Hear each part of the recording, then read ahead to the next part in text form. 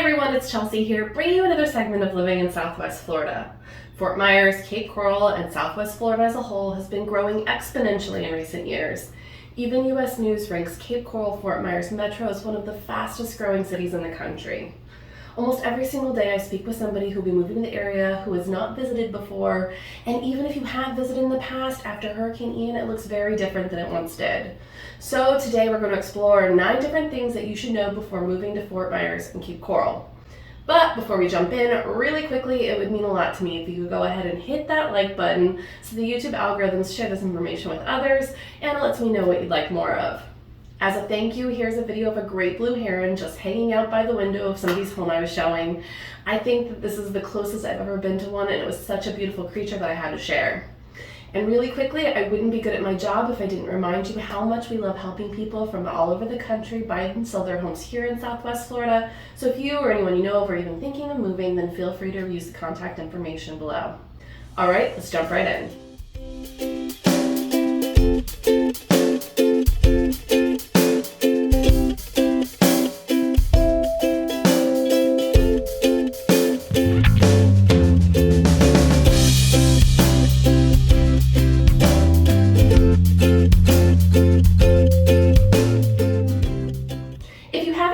Things to know before moving to Fort Myers video I previously made in 2021, then go catch it with this link here because a lot of it is still relevant.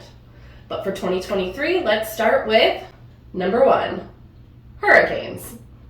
I'm pretty sure that unless you've been living under a rock for the past 6 months, you're aware that the west coast of Florida can also be hit by a hurricane. Ian was one of the worst in U.S. history, in part because it's been so long since we've been hit with something serious that more people didn't take it seriously. In fact, it had been 80 years since we had anything comparable come through. But when the perfect storm came through, that was the size of 3 hurricanes put together, it moved twice as slow, and it hit the area both during a high tide with a new moon lunar cycle, which also increases those tide levels. We persevered. I'm not going to pretend that there isn't damage and that it wasn't traumatic. Our island properties and all of the heart of Fort Myers Beach in particular just washed away. But majority of the structures inland were able to make it through with only minor damage. And in the time since the storm, we were able to build 2 major bridges to get to those islands in record time. We were able to restore utilities and start the cleanup process, and now here we are in April, and FEMA has cleaned up enough in Fort Myers and Cape Coral, they've already moved on.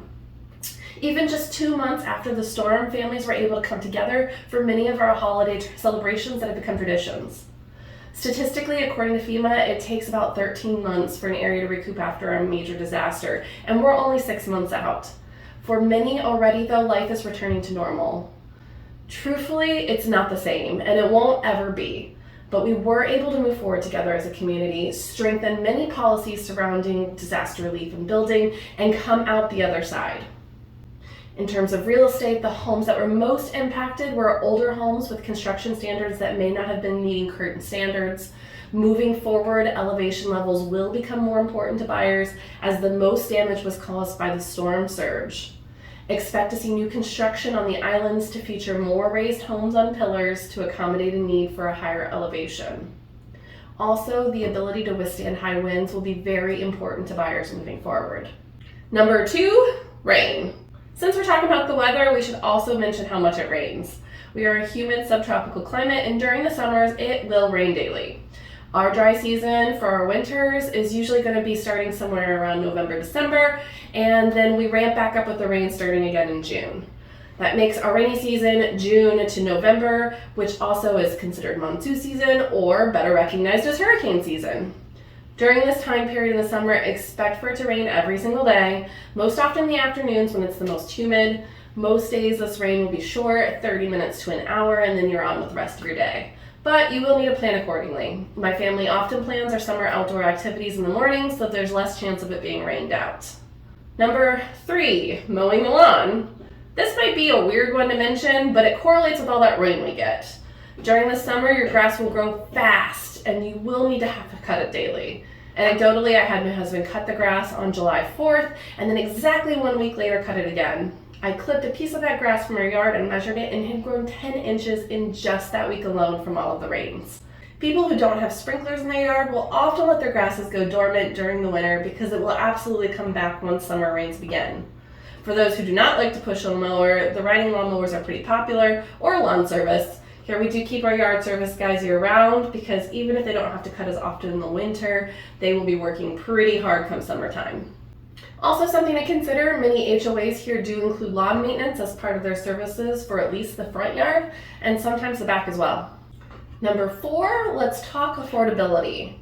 For locals, the pricing has gone up substantially over the last 2 years, and there's a lot of local discussion on whether or not this is still an affordable place to live. But whether or not locals realize it, relatively speaking, the prices here are still much less when comparing Cape Coral, Fort Myers Metro to other major cities, making it still an affordable place to live. For example, Q4 of 2022, the Federal Reserve reported the national median sales price for home was $467,700. This is their most recent statistics. Here in Southwest Florida, our median sales price last month was $395,000, so approximately $70,000 less than the national average. Number 5, flood zones. While we're talking about the costs of living in Southwest Florida, it would be remiss not to take a moment and discuss flood zones. FEMA and the National Flood Insurance Program provides maps for every property in the United States and how it ranks in terms of vulnerability in case of a flood. There are several different flood ratings, the big 3 being A, AE, and X, and all are based on the elevation of a home. There are 2 important things to note about these zones. First is that these ratings are based off of whether or not there is a 1% annual chance the property would flood or have a 100-year storm. When talking flood zones, X-rated is the best way to be, as it means that the land is high enough that there's only a 0.2% annual chance of it flooding or a 500-year storm. The other thing to note, a mortgage company will require that all of the flood zones have a flood insurance policy added on unless the borrower lives in that X-rated flood zone. And no, I don't mean that kind of X-rated. The downside is an X zone is going to be that they are going to be found further from the coastlines because it's higher elevation, so they may be something to keep in mind for boaters and for those who want to be near the beaches. Also, I want to add a few tidbits about flood insurance policies themselves. Be sure to update them. Public flood insurance through the National Flood Insurance Program will cap out their coverage at $250,000.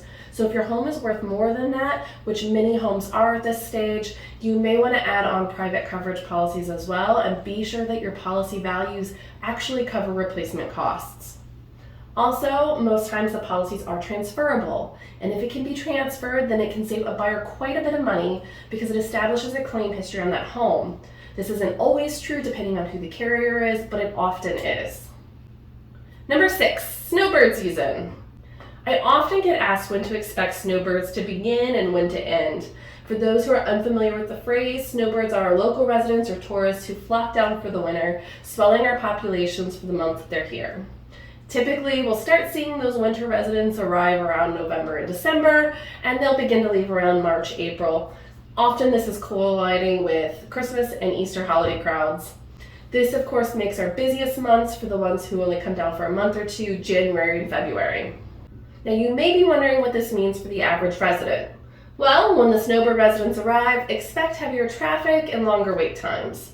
Also, expect the opportunity to get to meet people you may not have met otherwise. And snowbirds add valuable income to our tourism industry, which is a heavy employer for our region. For many businesses, a good snowbird season can help set them up for the year to come.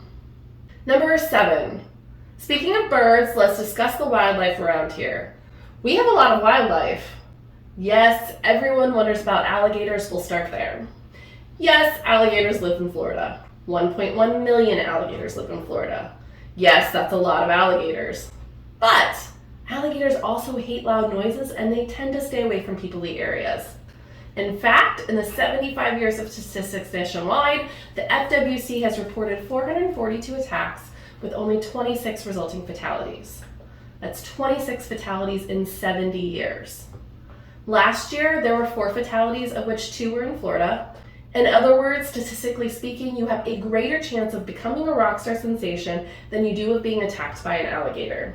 Beyond alligators, though, one of my favorite things about living in Florida is the wildlife we find in our own backyards. Specifically, I have found I love the birds.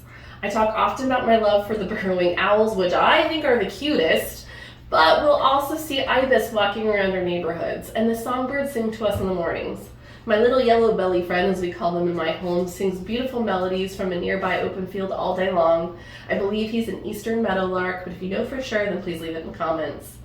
Also, other than the birds, we commonly find frogs, lizards, iguanas, snakes, rabbits, armadillo, opossum, and our waterways, we have playing otters, manatees, and of course we cannot forget our beautiful bottlenose dolphins.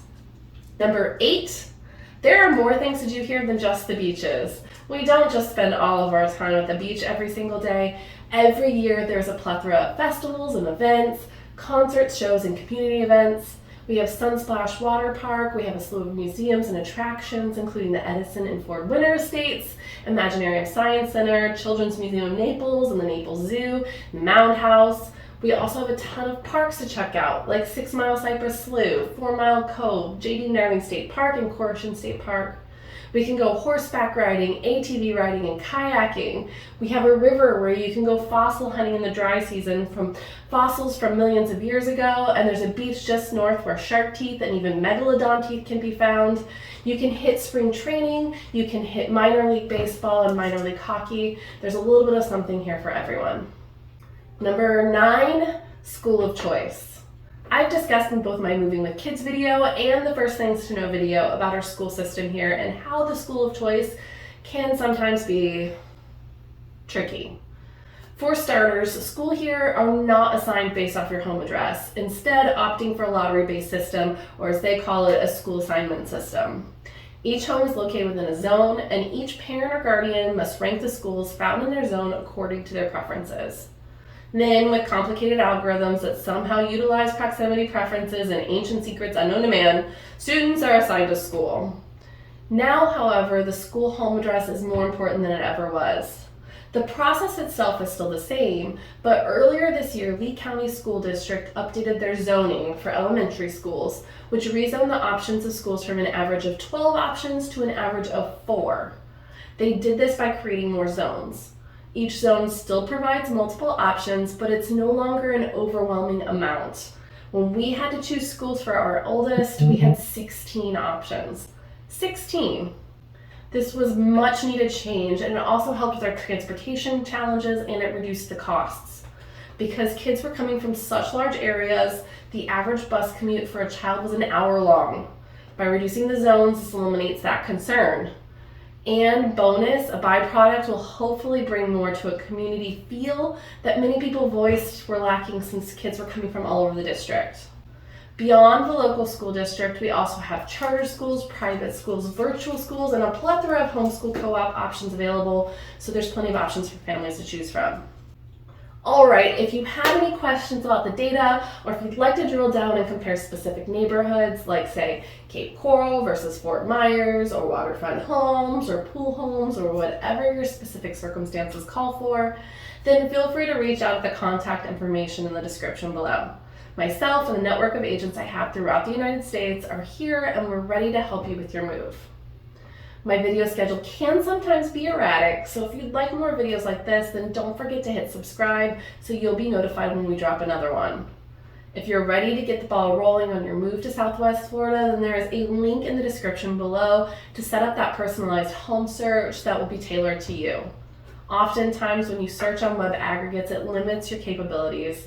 But when I build this search out for you, you're going to have many more options available, and we'll really be able to begin a conversation about what your home in Florida will look like. Or feel free to use Cape Coral Fort Myers Realestate.com for all the latest listings to hit the market and begin getting comfortable with what our marketplace looks like. No obligations. And don't forget to add me on social media and follow along as we post weekly articles and information that you may find handy and give you insight as to what life in Florida looks like. As always, we really appreciate it when you leave us a comment and hit that like button, subscribe button, notification bells so that you can be notified when we drop future videos that may help you with living in Southwest Florida. Thanks so much for watching. Until next time, I wish you much health and happiness.